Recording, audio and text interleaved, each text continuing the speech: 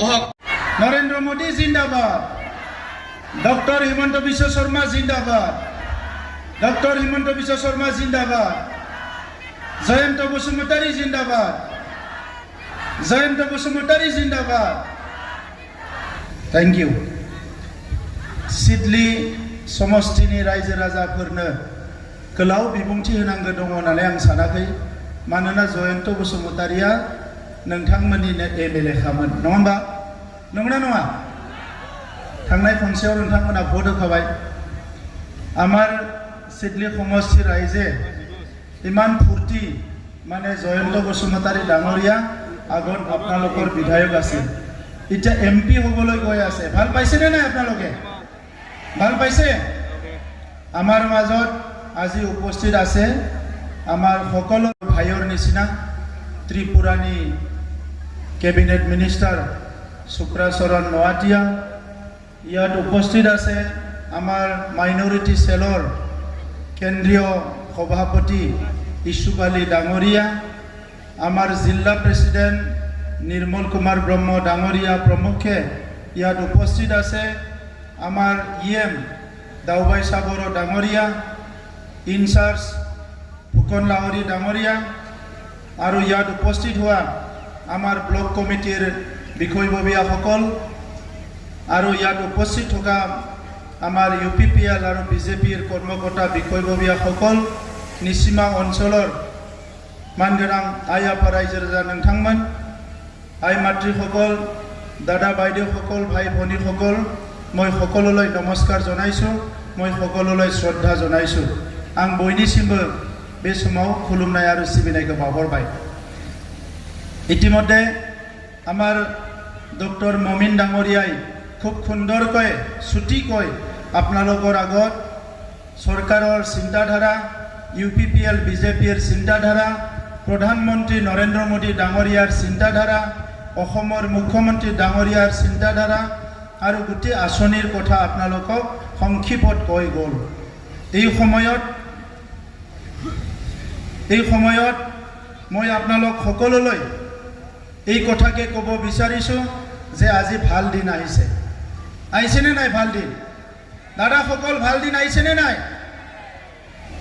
दिनै मोजां सान फैदों बे मोजां साननि थाखाय जों गोलाव सम लामा नायबाय थादोंमोन जे माला जोंनि गेजेराव मोजां दिन फैगोन मोजां सम फैगोन गोजोन फैगोन मोजां थासारि फैगोन बेखौ जोङो लामा नायबाय थादोंमोन दा दिनै लामा नायैनो जोंनि भारतनि प्रधानमंत्री नरेंद्र मोदी बिथाङा जेला भारतनि प्रधानमंत्री जाबाय अब्ला जोंनि गेजेराव गोजोन साना फैबाय जोङो बयबो मिथिगौ जे जोंनि प्राइम मिनिस्टार बिथाङा अरायबो गोरिब गुन्द्रानि खोथाखौ सानो जोंनि प्राइम मिनिस्टार बिथाङा आइजोफोरनि जौगानायनि बाथ्राखौ सानो जोंनि प्राइम मिनिस्टार बिथाङा जोंनि आबादारिफोरनि जौगानायनि बाथ्राखौ सानो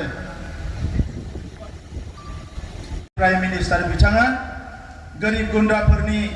सावस्रिनि देहानि मोजांनि बाथ्राखौ सानो जोंनि प्राइम मिनिस्टार बिथाङा गासैबो हारि माहारिया जोंनि हादोराव गोजोनै थानांगौ बे खोथाखौ बिथाङा सानो आरो बिनि थाखायनो आर्मी पुलिस फैयोमोन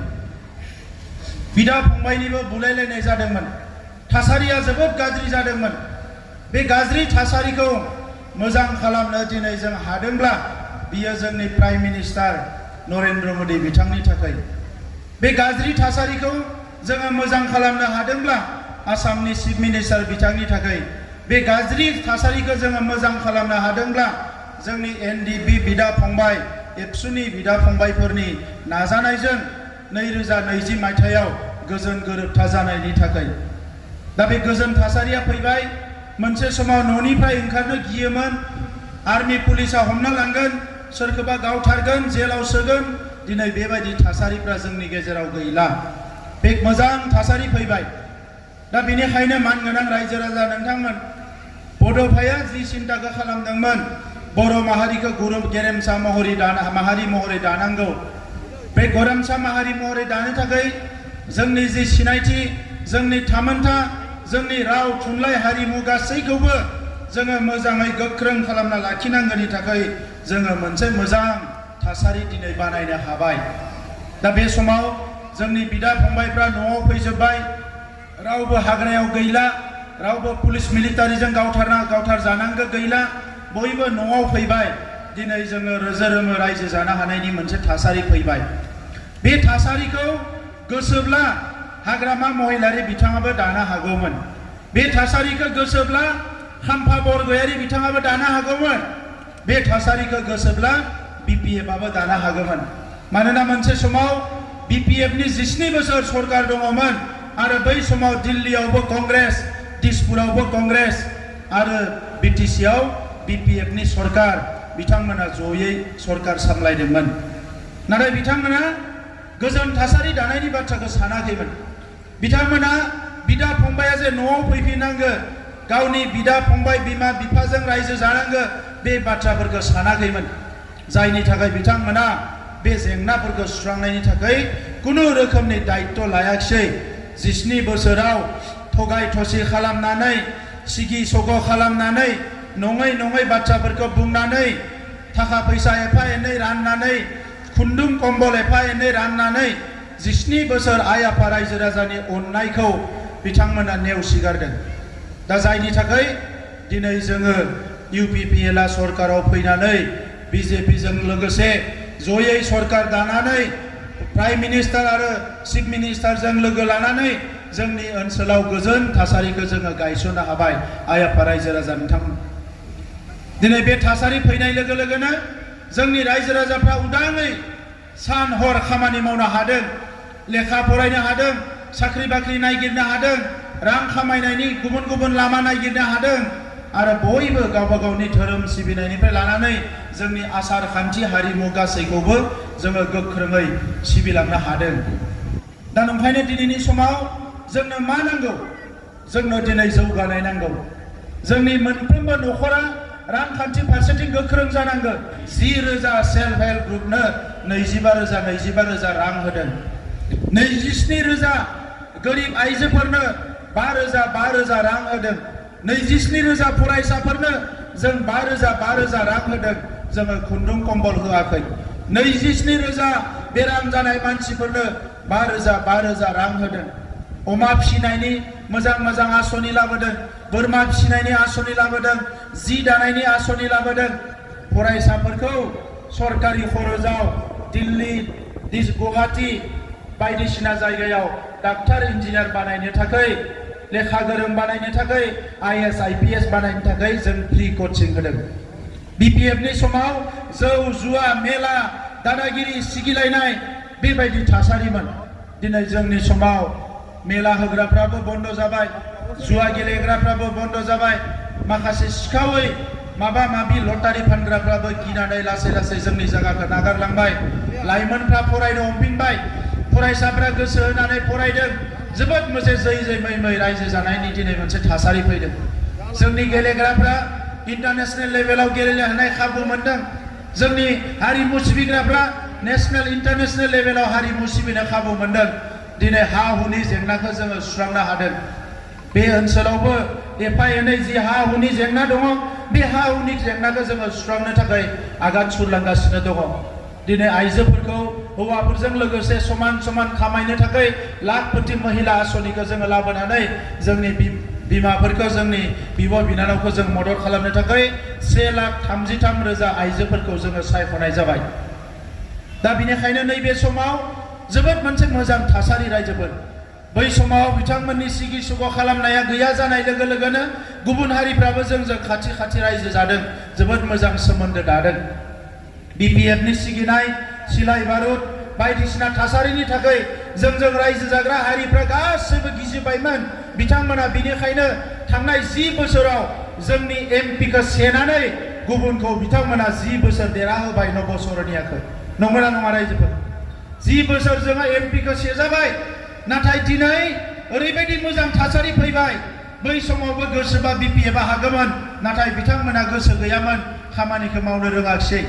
दिनै जोङो जोंनि सरकार फैनाय लोगो लोगोनो रोंगोरा नार्जारी बिथाङा रायजो सभानि एमपि जाबाय, दिल्लीयाव खोथा बुंनो हानाय जाबाय। जयन्त बसुमतारी बिथांखौ जोङो दिल्लीयाव दैथायहरबावनो नागिरदों, जाहाथे जोंनि गांनाय उखैनायखौ सुफुंनायनि थाखाय बिथाङा थांनानै खामानि मावो आरो बिनि थाखायनो नैबे थासारियाव दिनै जोंजों लोगोसे बिजेपिआ जोंखौ मदद होदों एजिपिआ जोंजों मदद होदों आरो गासै 65 फरायसा आफाद माहारि आफाद समाजनि आफाद धोरोम आफादफ्रा दिनै जोंनि बिजाथि जयन्त बसुमतारीखौ थोंजोङै मदद होदों रायजो राजा नोंथांमोन दा बिनिखायनो एबार जोङो 10 बोसोर गोमानाय जोंनि एमपिखौ फिन फैगौ 7 मे खालि मोनफिननो थांगासिनो दङ रायजो राजा नोंथांमोन जोङो फिन मोनफिननो थांगासिनो दङ दा नंखायनो जोंनि मोनफा मोननै भटआ नांगोलाव होनानै आद्रि जानो नाङा आरोबाव गोबां बिथांमोननि दोलोनि हाजार हाजार मानसिफ्रा जोंनि हान्जायाव फैजोबबाय बिथांमोना अगायनो मोनबाय खामानि जाया दादागिरिल' खोथा बुंनायफ्रा माने दमन खालामनायल' दिनै बिथांमोना दिनै फैफिनबाय नोंथांमोना नुदों थांनाय बिटिसि इलेक्सनाव खाम्फा बरगयारिया बे नोंथांमोननि समस्तिजोंनो नांजाबनाय बे 14 चिराङाव गेलेदोंमोन नाथाय बेवहाय फेरेंगाजों बिथाङा जोबोद गाज्रि जेनदों थांनाय इलेक्सनाव खाम्फा बरगयारिया दा बे मोनसे बिटिसि इलेक्सनाव जेनबाय दा एमपि इलेक्सनाव गासै 24टा बिटिसि समस्ति थायो मोनसे समस्तियाव जेननाय मानसिया आरो 23टा समस्तिखौ बोरै देरहागोन रायजोफोर ओरै बाक्सायाव बिपिएफ गैला चिराङावबो बिपिएफआ निरौ जिरौ जाबाय क'क्राझाराव बिपिएफ गैला दिनै बिनो भटखौ होनानै आद्रि खालामनायनि बादै जेबो गैया जों 2020 मायथाइयावनो नांगोलनि साजों ट्रेक्टरखौ गाखोनानै होबाय नांगोलनि साजों ट्रेक्टरा गाखोबाय दा नांगोलनि साजों ट्रेक्टर गाखोयोबा मा जागोन रायजोफोर ट्रेक्टरा गिदिरसिन नङा होमबा नांगोलनि साजों ट्रेक्टरा गाखोयोबा आरो नांगोला थावरिनो हाला बे फिनिश जाबाय दा ओंखायनो दिनै अरुणोदय मोनदों रेशन कार्ड मोनदों जल जीवन मिशननि दै फैदों फरायसाफोरा स्कलारशिप मोनदों गोबां मोजां मोजां थासारि आइजोफोरनि थाखाय जोङो हेन्डलुमनि माखासे हेन्डलुम मिशनजों उइभिंनि सेन्टारफोर बानायगासिनो दङ এই সময়ত মই এই কথাই ক'ব বিচাৰিছো আজি যে শান্তি নিৰাপত্তা আহিছে এই শান্তি নিৰাপত্তা হাগ্ৰামা মহিলাৰী আৰু বিপিএফ আনিব পাৰিলেহেঁতেন যদি চিন্তা কৰিলে হয় সেই সময়ত 17 বছৰ বিটিআৰ অঞ্চল ৰাইজে নাঙলত ভোট দিছে বিপিএফক ভোট দিছে কিন্তু 17 বছৰত হত্যা হিংসা ধন দাবী লুণ্ঠন বিভিন্ন বেয়া পৰিৱেশ আছিলে এই পৰিৱেশটো ভাল কৰিবলৈ হাগ্ৰামা মহিলাৰী বিপিএফে চিন্তা নকৰিলে মাইনৰিটি মানুহবিলাকক ক'লে অনাপৰ মানুহবিলাকক ক'লে ইউপিপিএল চৰকাৰ আহিলে আপোনালোকক খেদি পঠাব আপোনালোকক মাটি নিদিয়ে আপোনালোকক একো অধিকাৰ নিদিয়ে বিপিএফে কৈছিল কিন্তু মই আজি আপোনালোকৰ আগত ক'ব বিচাৰিছো 17 বছৰত বিপিএফে 15,000 মানুহৰে মাটিৰ সমস্যা সমাধান কৰিছিল আমি 3টা বছৰত ইউপিপিএল বিজেপি চৰকাৰে 1,14,000 পৰিয়ালৰ মাটি সমস্যা সমাধান কৰি দিল 15 বছৰত বিপিএফে মাত্ৰ 39,000 ঘৰ বনাব পাৰিছিলে আমি 3টা বছৰত 2 লাখ গৰীব মানুহৰ ঘৰ বনোৱা হৈ গ'ল আজি আপোনালোকে ৰেশন কাৰ্ড পাইছে মুখ্যমন্ত্ৰী ডাঙৰীয়াই ঘোষণা কৰিছে এটা অৰুণোদয় পাব বইনেবো मोनसे অৰুণোদয় होनाय जागोन অৰুণোদয় মানে 1200 পার মান্থ 1200 मोननाय माने गामियाव संख्रि बानलुनि खरसा जाखायो दा बयबो मोननो थांगासिनो दङ जार जार रेशन कार्ड আছে 4টা লাভ হ'বলৈ গৈ আছে 4 লাভ যায়া रेशन कार्ड दङ 1 নম্বৰৰ মাইৰং मोनगोन 1 নম্বৰৰ চাউল পাব 2 নম্বৰৰ কি পাব অৰুণোদয় পাব 1200 টাকা 3 নম্বৰৰ কি পাব কোনবা পৰিয়ালৰ জ্যেষ্ঠ মানুহ বিহু হলে ডাঙৰ মানুহ যদি স্বৰ্গবাসী হয় सोरबा देरसिना थैयोब्ला 2 लाख टाकानि इन्सुरेन्स मोनगोन हाजार হলে रेशन कार्ड লৈ গলে हस्पिटालाव 5 लाख पर्यन्त फ्री ट्रिटमेन्ट मोनगोन 5 लाख पर्यन्त फ्री ट्रिटमेन्ट पाब আজি মুখ্যমন্ত্ৰী ডাঙৰীয়াই এইটো সহায় কৰিছে আজি 1 লাখ চাকৰি অসমত দিবলৈ গৈ আছে হৈ গল আৰু 50,000 চাকৰি অসমত দিবলৈ গৈ আছে 18 পইচাও ঘুষ দিব নালাগে বিটিআৰত বিটিসিত হাগ্ৰামা মহিলাৰী চৰকাৰ থকা সময়ত 3rd গ্ৰেড 4th গ্ৰেড চাকৰি বিলাকতো লাখ লাখ ঘুষ দিব লগা হৈছিল আমাৰ চৰকাৰ আহাৰ পিছত এতিয়ালৈকে আমি ৬,০০০ চাকৰি দিলো, ১৮ পইচাও ঘুষ দিব লগা হোৱা নাই, কোনো 9.5 পইচাও ঘুষ দিব লগা হোৱা নাই। এইটো হ'ল UPPL বিজেপিৰ চৰকাৰ। আৰু বयखौबो खावलायदों नोंथांमोना जाय जायनि न'खराव साख्रि मोननो जोंहा फरायसुला फरायसुलि फंबाय बिनानावमोन दङ लाइमोनफोर रावबो घुस होनायनि थाखाय साननो नाङा जों घुस होनो हानाय नङा होननानै मोनसेल' बाथ्रा सान जे न'खरनि थासारिखौ मोजां लाखि फरायनो हो आरो इन्टारभिउ पास खालामबानो लोगो लोगो साकरि 8 পইচাबो ঘুষ होनाङा যাৰ যাৰ ঘৰত চাকৰি কৰিব পাৰা যুৱ যুৱতী আছে ল'ৰা ছোৱালী আছে অসমতো 50,000 চাকৰি পাবয়ে আমাৰ ইয়াতো অহা 3 মাহত 7,000 চাকৰি পাব কোনো এটা মানুহে ঘুষ দিব নালাগে খালি ল'ৰা ছোৱালী ভালকে পঢ়িব দিলে হ'ল ইন্টাৰভিউ পাস কৰ লগে লগে এপইন্টমেন্ট ল 8 পইচাও ঘুষ দিব নালাগে এইটো হ'ল আমাৰ চৰকাৰ এই কাৰণে বিপিএফৰ খুটা কম্বল লৈ প্লাই ভয় ভাবুকি ধমকিত মানুহবিলাকে ভোট দিছিলে ওয়া যোৱা 3টা বছৰত আমি আপোনালোকক হাত জোৰ কৰি ভোট বিচাৰিছো আজিও হাত জোৰ কৰি ভোট বিচাৰিছো বিপিএফে দাদাগিৰি কৰে ধমকি দিয়ে খানা খুৱাই বিভিন্ন মানুহবিলাকক ভয় খুৱাই প্লাই ভোট লয় আমি কিন্তু আপোনালোকক নমস্কাৰ কৰিছো শ্ৰদ্ধা কৰিছো মৰম দিছো বিশ্বাস দিছো আৰু কাম কৰিছো এই কাৰণে শ্ৰদ্ধা ৰাইজ এই ভাল দিনটো ধৰি ৰাখিব লাগিব এই ভাল দিনটো ধৰি ৰাখিব লাগিব এটাকো খামখ্ৰাই নামে বুঙা কিৰণ মুসাহারি বিটাকো খামখ্ৰাই নামে বুঙা XNDP आदेग्रा जोंनि गेजेराव क्रिस्मेल इस्लारि अजय नार्जारि बिरहां नार्जारि इस्माइल दैमारि बिजेन मुसाहारि आं बयखौबो फैनो गुरै खालामबाय बिथांमोना बिपिएफनि हार्डकोर सापर्टार लोगोसे XNDP रन्जन दैमारि भेक्सननि सोद्रोमा बिथांमोनजों बयखौबो जोंनि दिनै UPPL दलआव बरायना लाबाय बयबो खेबसे गोबारै आखाइ फुरानो गुरै खालामना थाबाय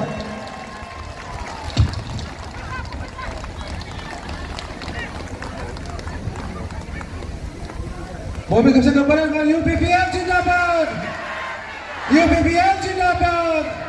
जिंदाबाद प्रमोद बर' जिंदाबाद जिंदाबाद जिंदाबाद प्रमोद बर' जिंदाबाद जिंदाबाद जिंदाबाद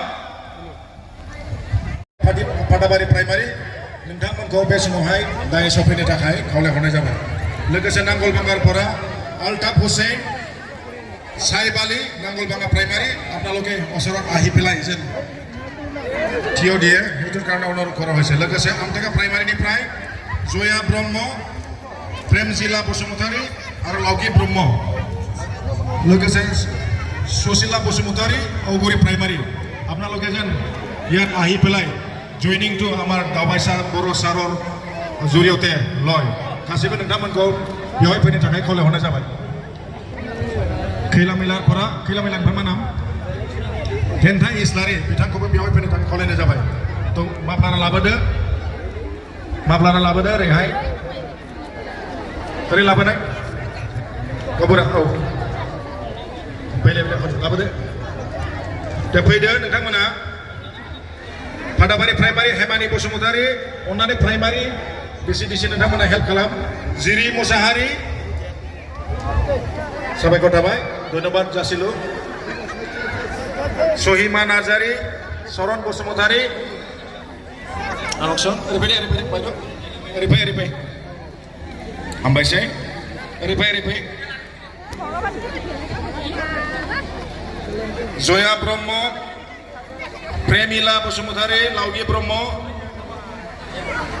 आमटेका प्राइमारि बे औगुरिनिमोन दाना आमटेका प्राइमारिनि लिंबोद दिलीप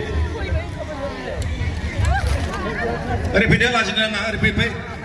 नै लाजियो जोंनिया माखासे हाबसो थायो सोरबा दं बालां ओरै फै बालासु गयारि अन्नानै खाथियाव फैदो सोरबा दंबावो नामा